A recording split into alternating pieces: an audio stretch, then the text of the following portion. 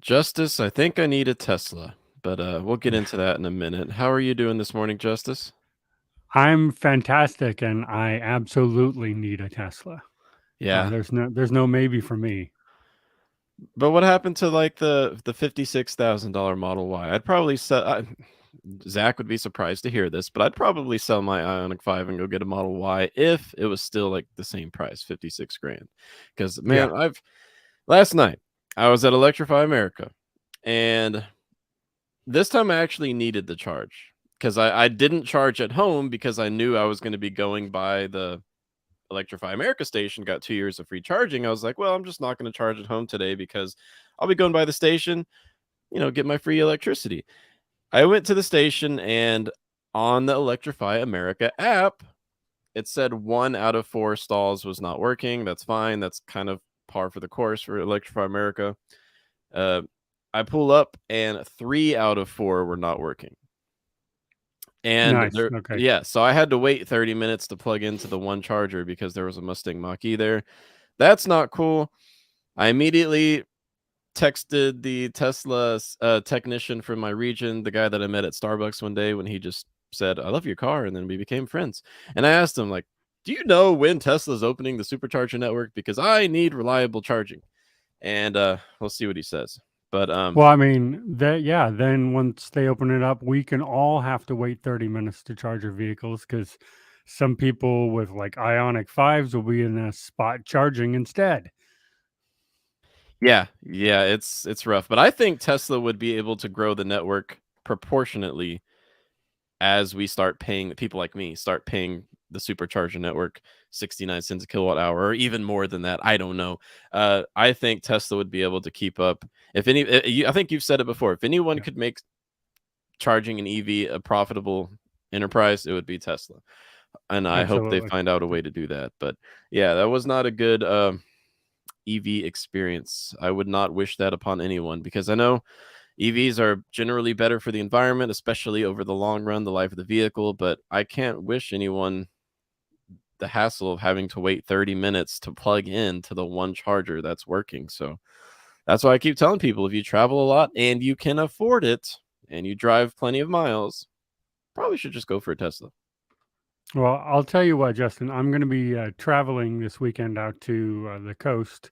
So I will stop at all the EA stations I can find and take notes and see what it's like. Because I'm very curious to see if in a mega hub like California, if they're still have those kind of rates or if it's just that you're sort of out farther in the boonies.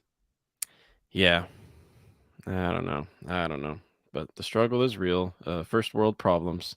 Yeah. Yeah, so I'll try to limit my whining about it. But today, our headline topic is going to be about the F-150 Lightning and how the base trim, the Pro, has seen a 27% price increase since it was announced over a year ago at this point. Um, we're not surprised, but I think a lot of consumers will be pretty disappointed at what the trends that they're seeing. They don't follow the EV price markets and the lithium raw material markets like you and I do, and it's going to be some unfortunate sticker shock for those who are hoping to get into an electric truck for under 50 grand. Um, I mean, Kyle Connor and his team over at Out of Spec Motoring, we had them recently on the show. They said on their channel that Ford was definitely losing money at a $40,000 price point for the F-150 Lightning Pro. But let's dive into it, Justice, because this is kind of a big deal for the consumer. It doesn't Yeah. shock you and I, but let's talk about why it matters. Yeah, absolutely. I mean, I'm not shocked by it at all in any way, but that doesn't mean I like it. Uh, yes, indeed, Yeah. but I don't like it either. Let's give a little example here. I've got it pulled up on my phone. So I met the only F-150 Lightning driver in my county. Um, I talked to him about his purchase, and this is how it went for him purchasing an F-150 Lightning Platinum from our local dealership, which I will not name because I don't want retribution in this small town. But small town stuff, you never know. All right. So he had purchased 5 vehicles from the same dealership. The guy can't be more than he can't be older than 35. So I guess he buys trucks often, but he's a truck guy. He's bought 5 vehicles from that dealership in the past, I don't know, 15 years or less.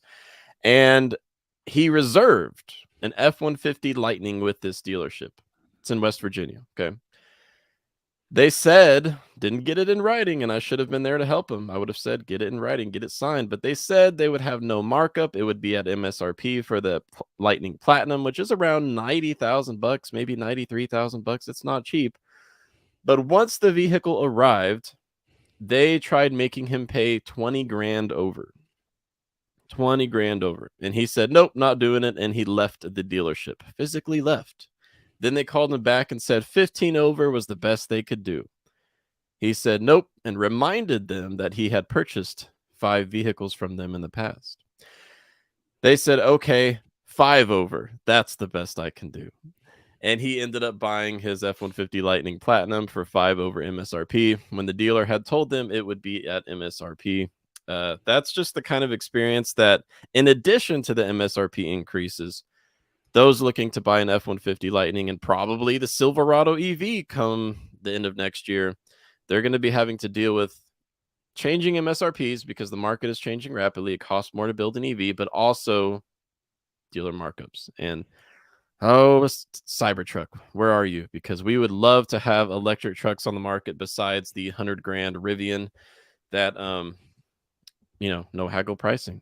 I mean, Ford says they're going to do it. Ford recently said they're going to have no haggle pricing for EVs, but it has not happened yet.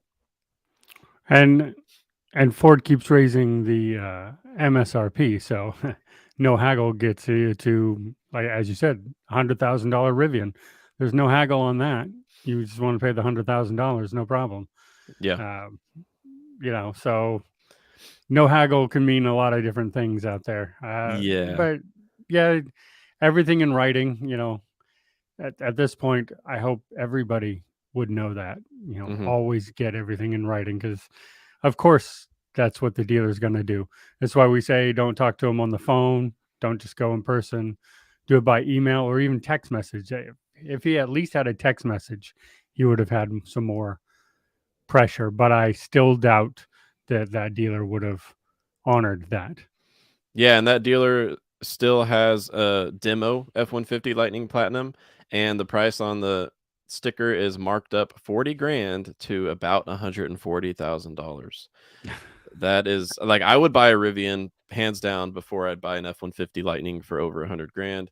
I love the F-150 Lightning, but to me, that's like a $70,000 value, realistically speaking, with modern truck prices, not 100 plus. No, yeah, and I finally did see a F-150 Lightning here out in the wild in California, so that was interesting. But I still like the Rivian better. So if they're gonna mark it up and price them the same, well then I would just buy the Rivian. I mean, I can't afford either one, so yeah. But if I could, I wonder what the towing capacity difference is.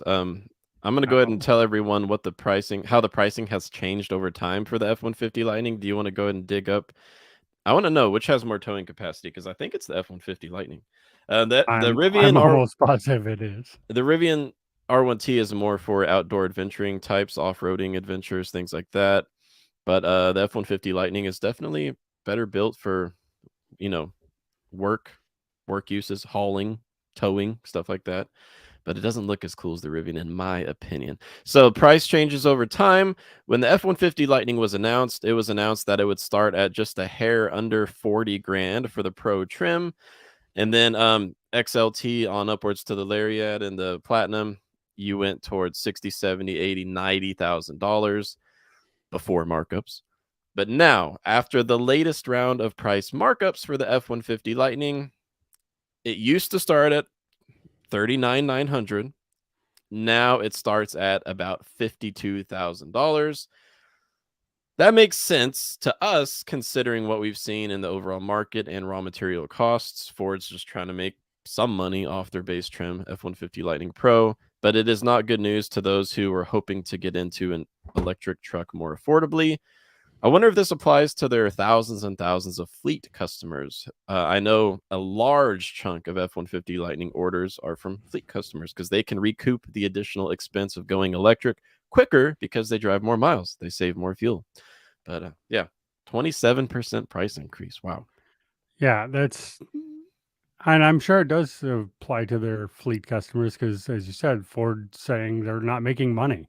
So they need to put this into space where they're making money off of these to just keep moving forward.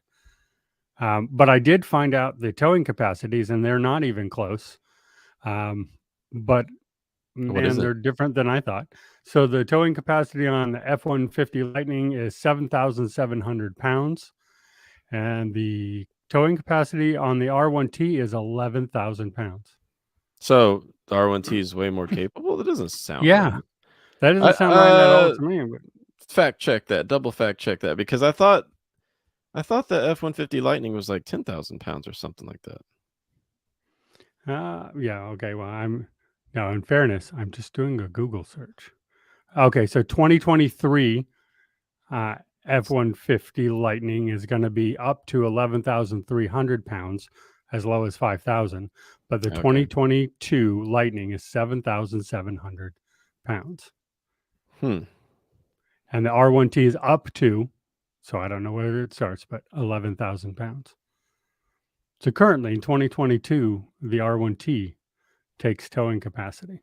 Okay, so I got it pulled up on our own guide. I should have done this beforehand. Thank you Oh for yeah, sharing yeah. that, Justice.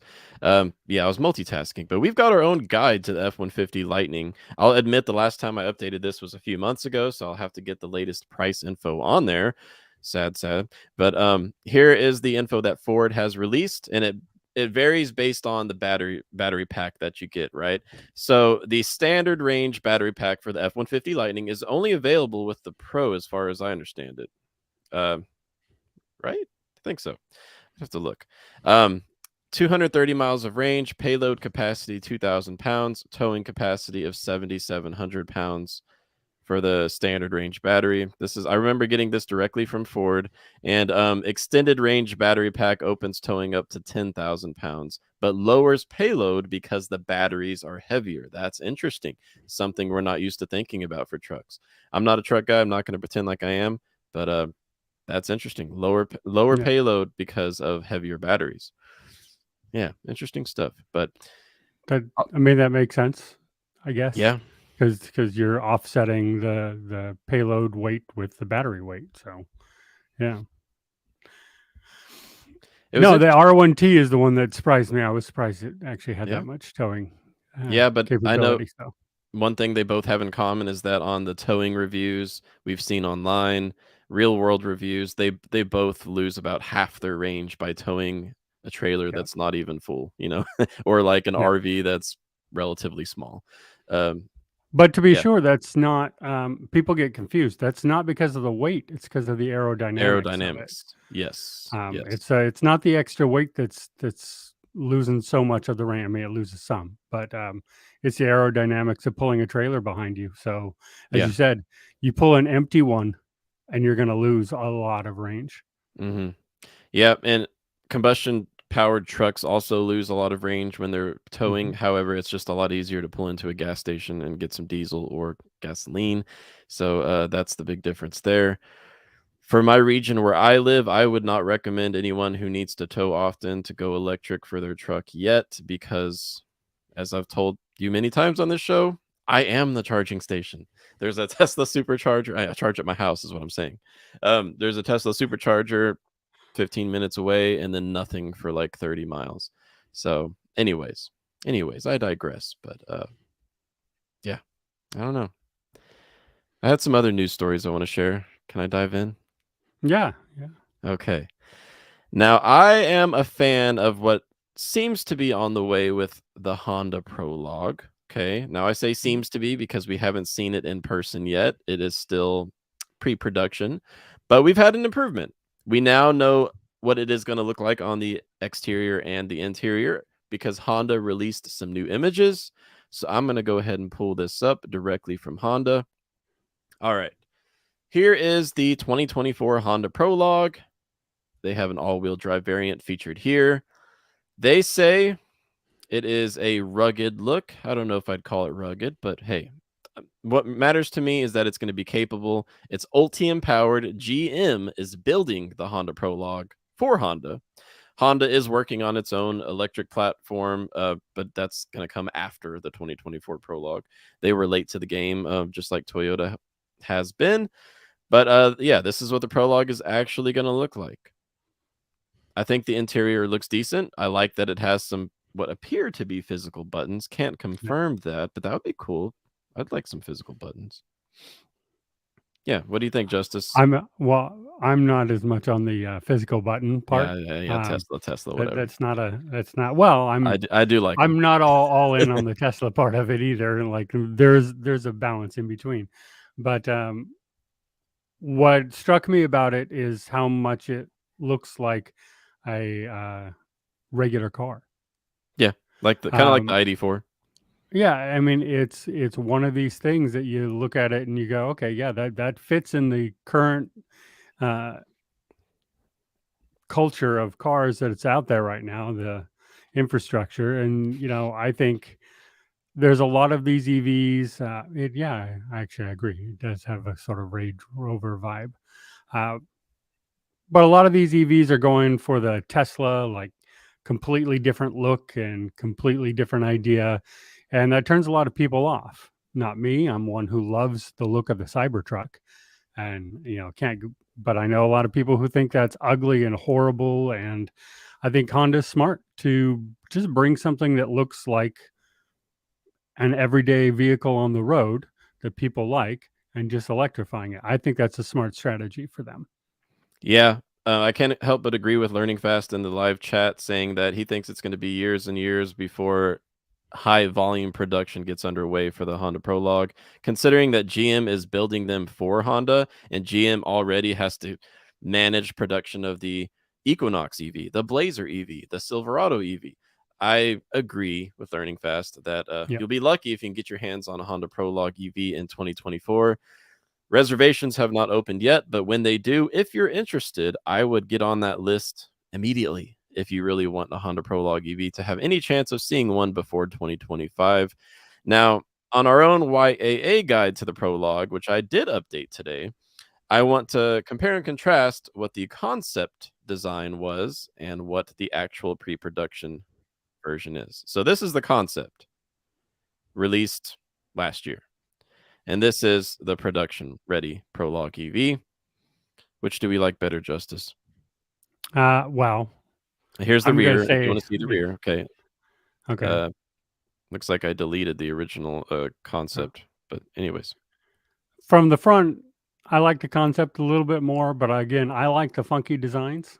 So if I was Honda, though, the production is definitely the way to go. Mhm. There's already enough crazy looking EVs out there, and I think if you really want to get people on board, okay, I don't like that rear. Okay. Uh, That was the concept. yeah, okay, I don't like that rear.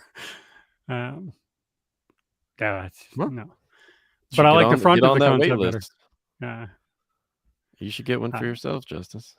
I mean, I've been on a wait list since 2019 for the Cybertruck, so we'll see how if that ever comes out. Now, this is interesting from James because James says, I just can't buy a GM product. Don't trust their vehicles. That is going to be an interesting situation because this is a GM built vehicle, GM powertrain with a Honda face on it. So, yeah, interesting how car nerds like ourselves are going to be thinking about if they want to buy a GM vehicle, even though it's a Honda. Yeah. But Well, I'm a big fan of the Ultium powertrain as far as what we've seen so yeah. far. Don't forget that the Hummer EV has it. I don't like the Hummer EV, but the powertrain performance itself, its charging capabilities, its range, that's the kind of stuff that I'm looking at. And so far, don't forget that GM didn't design the Ultium platform by themselves. It's mostly done by LG Energy Solutions. It's true that the Bolt fire debacle was because of LG, right? That's who designed the Bolt's faulty battery systems. But also, plenty of other automakers source from LG Energy Solutions. So you can't just trash the whole engineering behemoth because of the Bolt's issues that it had in the past few years. Justice, does Tesla source at all from LG? They used to. I think they still have some. They used to a lot, and then they sort of moved away from them. I want to say that some of the batteries are still coming from LG. I'm gonna look it up. LG Energy, is that what it's called now? Not Yeah, they LG Chem. changed their name from LG Chem to LG Energy Solutions because the Bolt really trashed their reputation. So just change your name, right? Yeah, I Let's mean, see. I'm they not kept the getting any quick LG part. answers. Yeah, I feel like they still have uh, some some components, some batteries still coming from LG. They're not on their own fully yet, but I know they're sort of sourcing from everywhere to try to keep up with production still. Yeah.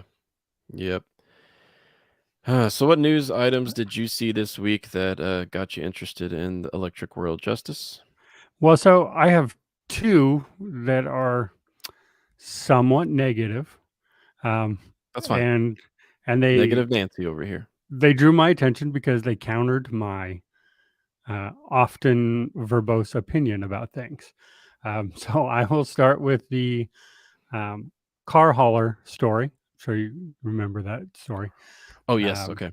yeah, that car haulers are complaining that EVs are too heavy for the current road weight limits. And I sort of poo poo this idea that EVs are too heavy for the roads. To me, I mean, it's sort of ridiculous. The cars of the 40s, 50s, and 60s were heavier than EVs. Your F-150 is heavier than most EVs. So I sort of like go, okay, whatever. But then this one, okay, that's legitimate. That's truly legitimate. When you start stacking them onto a car hauler, they're having trouble with road weight limits and being able to deliver EVs to a lot of places because the roads just aren't ready for that kind of weight. So that's legitimate. And then I automatically thought, well, I see the Tesla semi um, couple times a year delivering to Tesla up in Rockland near me, delivering Tesla vehicles. And so that's an electric semi with electric batteries delivering electric vehicles. Now I'm wondering, man, how do they get I mean, it's mostly freeway the whole way. So those are fine for the weight, but I'm not sure how they're getting to Tesla with that.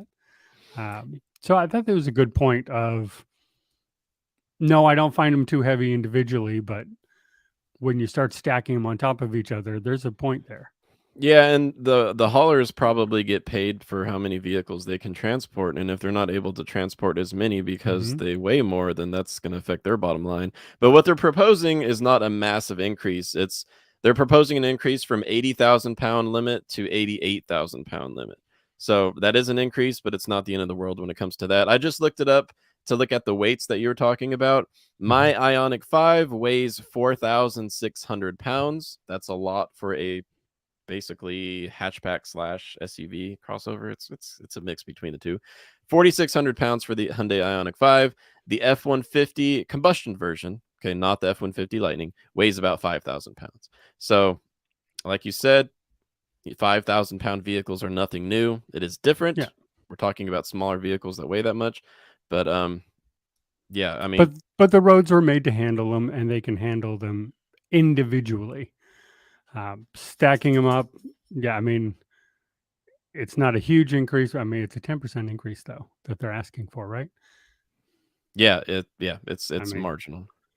um, so I mean, that's one. And then the other story I heard, the negative story, that is seems to have some truth to it, is the EVs that got stuck in Hurricane Ian, and the not the ones that drove through, as we know, like most, especially Teslas, are watertight, but it seems that there's a limit to that.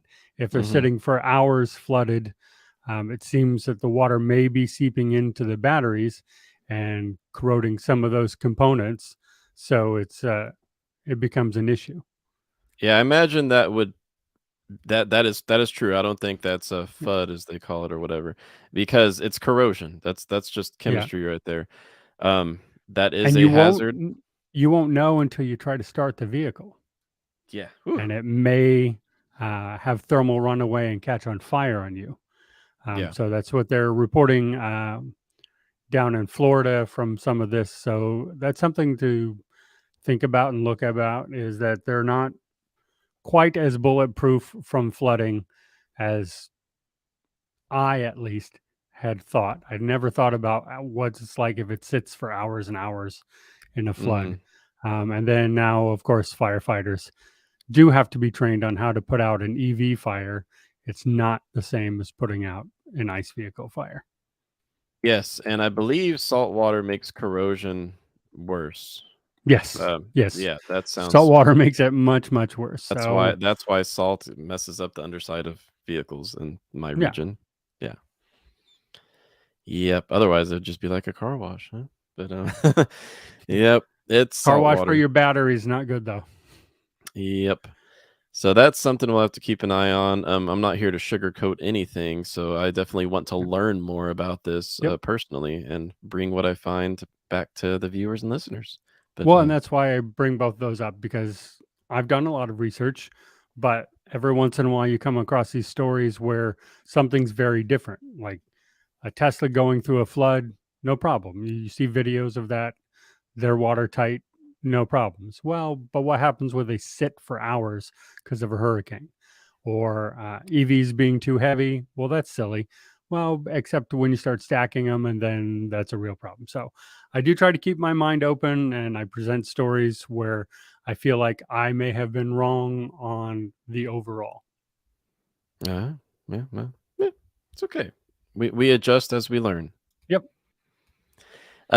Another interesting news item that it's breaking news, but I don't have too much to share yet. Tesla accidentally leaked the addresses of all of its upcoming supercharger locations. Have you heard this, Justice?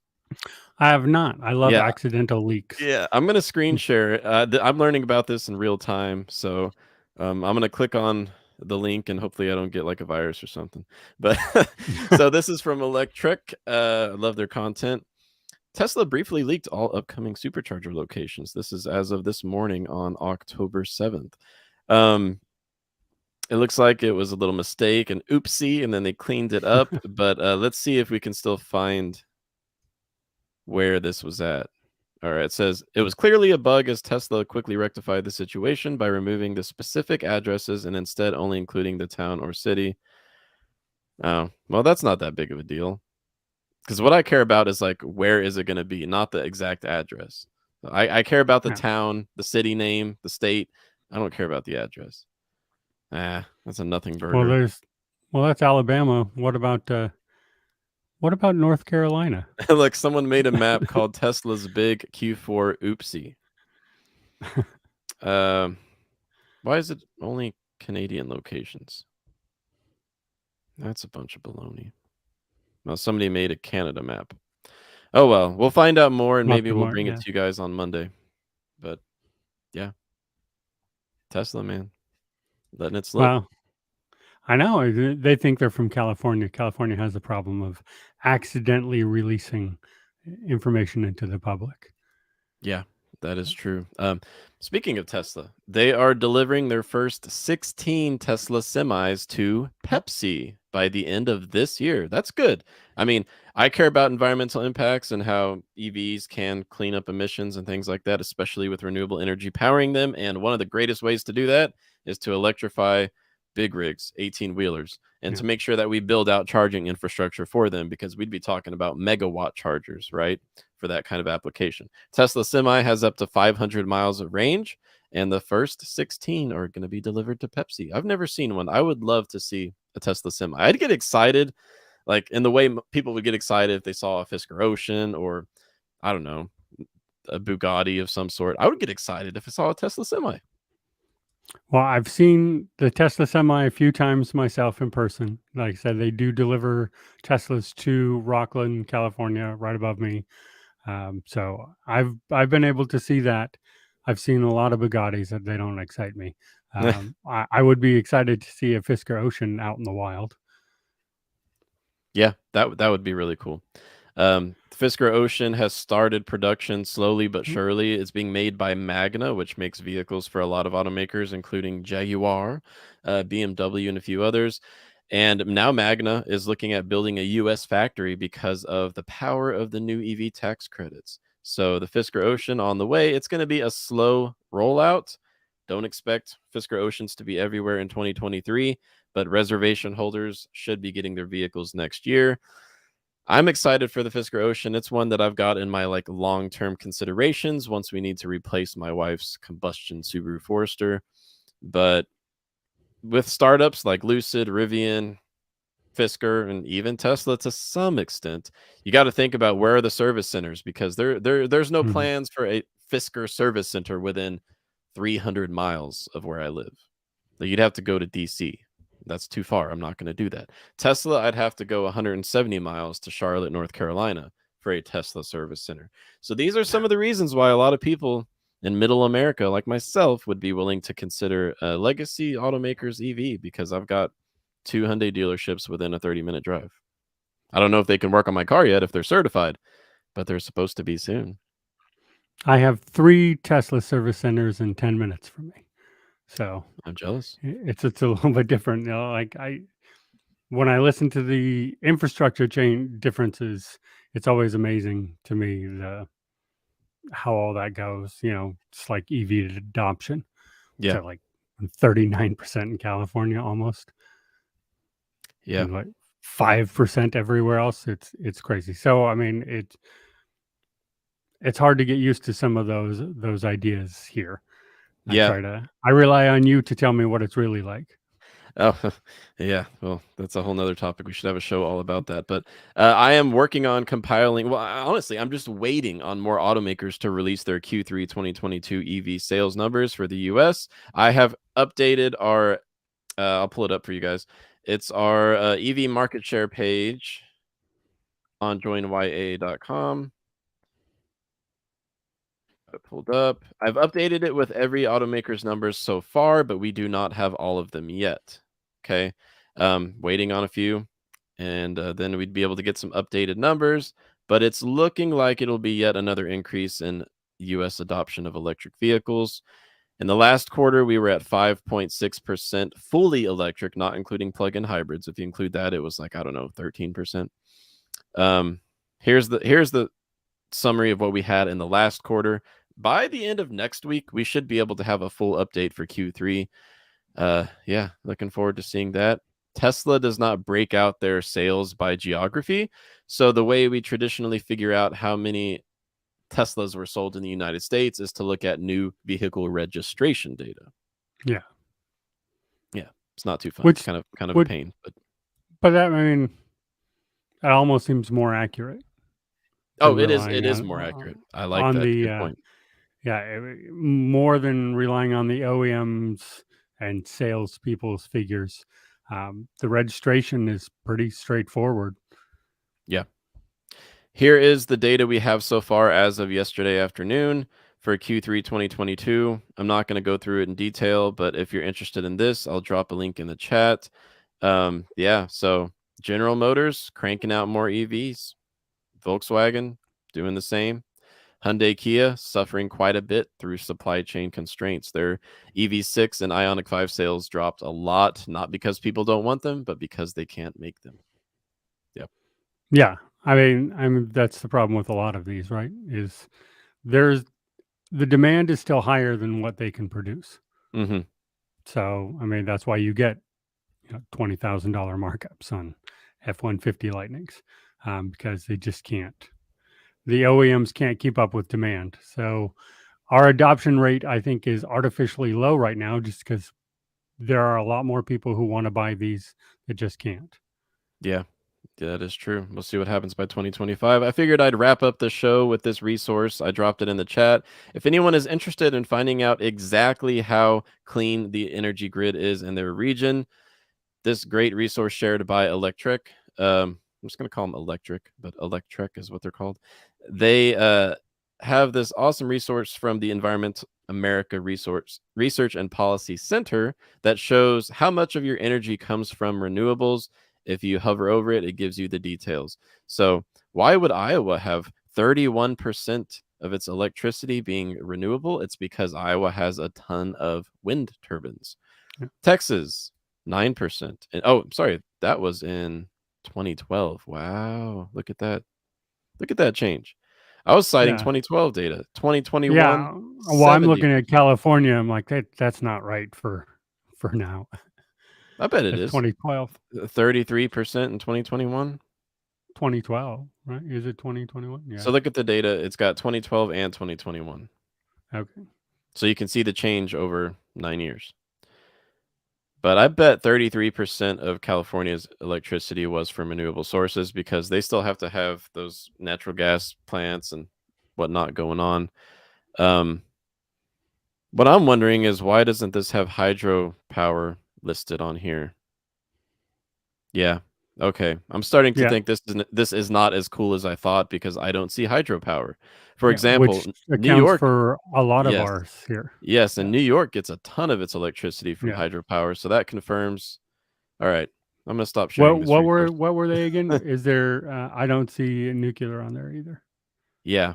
Okay, so this is So yeah, understating. This is understating the yeah, situation. yeah, yeah. I was like, I know California's higher than that. I Yeah. just I wonder why I they don't. left out hydropower. Not to mention nuclear, but Yeah, hydropower is a big part of the energy mix in much of the country. Oh well, yeah. sorry I wasted your time, guys. So without hydro and nuclear, that makes more sense. Yeah. Yeah.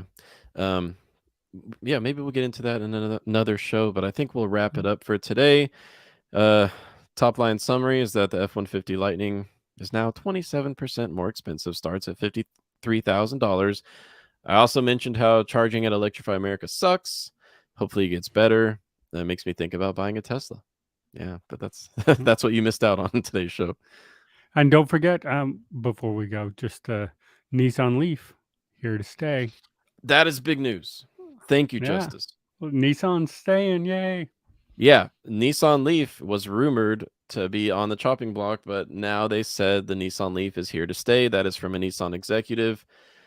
Rumors flying again that this time the rumors are that the Leaf may be repurposed as a crossover, which right now it's kind of like a hatchback, but yeah, they're thinking maybe a more SUV styled Nissan Leaf could be the next generation, but this is good news for affordable EVs. And Justice, we'll have to talk more about this on Monday. Yeah, absolutely. And let's just hope that they're getting rid of that Chatham connection. Yeah. Oh yeah. Yep. All right. Well, thank you so much, everyone. We'll see you Monday. I'm thinking Monday's show will be titled Everything You Need to Know About the Most Affordable EVs on Sale in 2023. So, yeah, be here for that. We're going to go into detail. And thank you so much. Talk to you guys soon.